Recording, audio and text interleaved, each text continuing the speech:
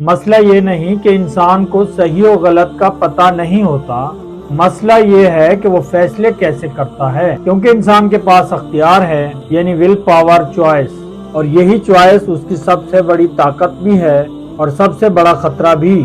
انسان کے اندر ایک نہیں کئی آوازیں ہوتی ہیں۔ ایک کہتی ہے فائدہ لے لو، مثلا موقع ملے تو جھوٹ بول دو، بچ جاؤ گے۔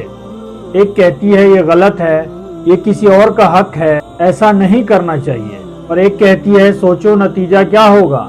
یہی اندر کی کشمکش ہے۔ اب فیصلہ کون کرتا ہے؟ اختیار۔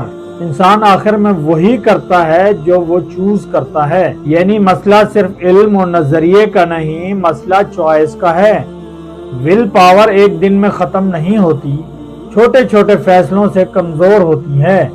آج ایک چھوٹا جھوٹ، کل ایک چھوٹا کمپرومائز، پھر ایک اور۔ ہر بار انسان آسان راستہ چوز کرتا ہے اور اپنی ول پاور تھوڑی کم کر دیتا ہے۔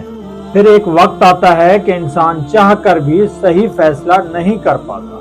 یہاں عقل ایک خطرناک کام کرتی ہے، وہ جسٹیفیکیشن دیتی ہے۔ مجبوری تھی، سب ہی کرتے ہیں، ایک دفعہ سے کیا فرق پڑتا ہے۔ یہاں انسان کو لگتا ہے وہ سوچ سمجھ کر فیصلہ کر رہا ہے، حالانکہ وہ اپنی کمزور ول پاور کو چھپا رہا ہوتا ہے۔